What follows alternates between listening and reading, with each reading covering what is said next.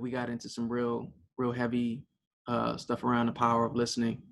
And I think that it's an important, especially being a man who strives to be a kingdom man, that one of the biggest things has to do with our pride and not wanting to hand over the steering wheel. We got a big issue with that. I mean, to this day, I'm thankful that I married a woman who like does not care that I don't drive.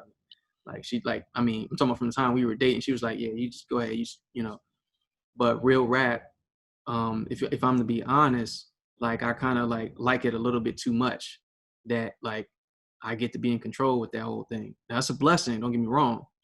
But I think it's important for us to have a conversation about the extent to which we can relinquish some of that control and be willing to listen to people, but obviously ultimately the Savior who knows more, who's been there, and can say, this is what I'm doing for your good.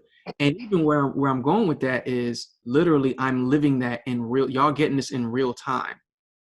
Like I don't get to get off the plane and do what I just did last week and have what was offered to me, except for the fact that God has made it clear that this life don't work with me leading it. It only works when he's leading it.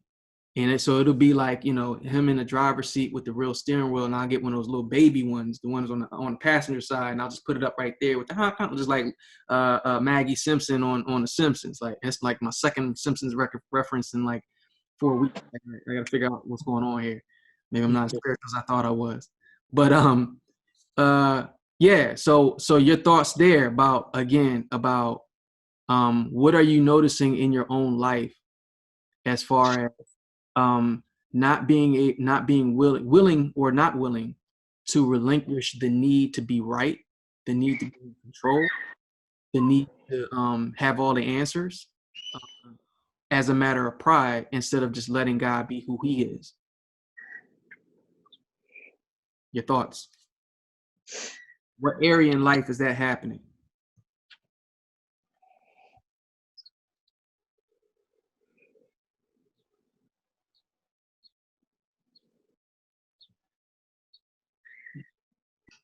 Jump in here. The thing that just keeps coming to my mind is just I'm very hard on my leaders, and I mean I know God is one thing, and ultimately I know He's right. So, and He's usually not wrong because He's right. So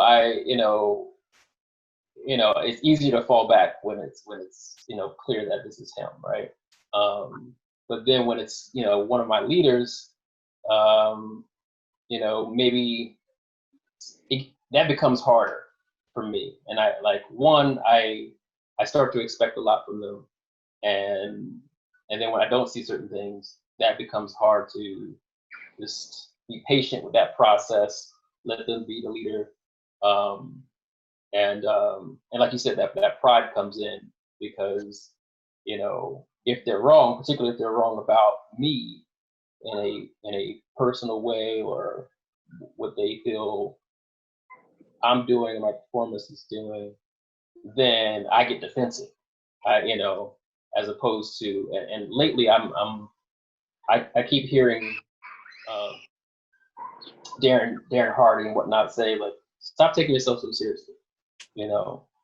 And for me, the translation is like, relinquish that control, relinquish that need to defend myself, relinquish that need to be right in the moment and prove myself right in the moment, and pray about it. That's a big thing. And shut them out, pray about it, and let things go a little bit quicker.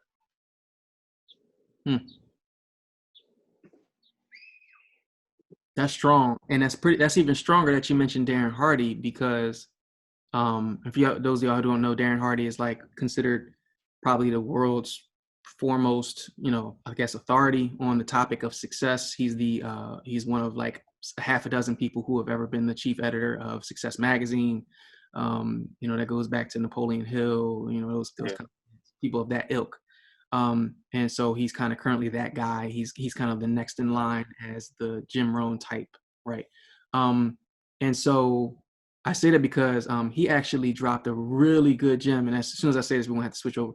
A good gem on one of the free videos that comes in my inbox. This is about maybe 6 months ago.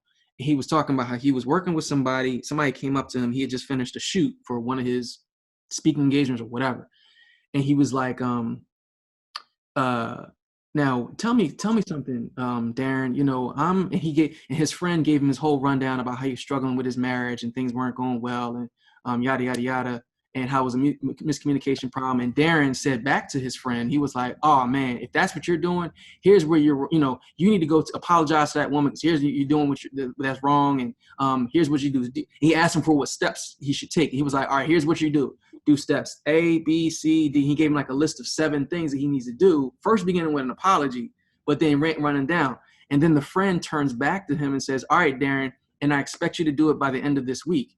And Darren went like, "Wait, what?" And then come to find out, the friend was like, "Yeah, because remember 2 months ago when you did that other recording and you said that you and Charlotte, or whatever Darren's wife's name is, were having this day. I gave you the same situation that you said that y'all had 2 months ago. So this advice, I expect you to follow that to the T, and you get back to me next week with the results and let me know how that's going on, brother." So I appreciate where you're coming from with that, because that's like a real thing. That's exactly what I'm saying. Are we? And the old folks used to say, "Are you eating your own dog food?" Right? Do we have to be the kind of men who are eating our own dog food? And that's the kind of man I'm trying to become. So listen, we're at the 40, I guess, or whatever. Let's switch on over, and I'll meet you on the other side.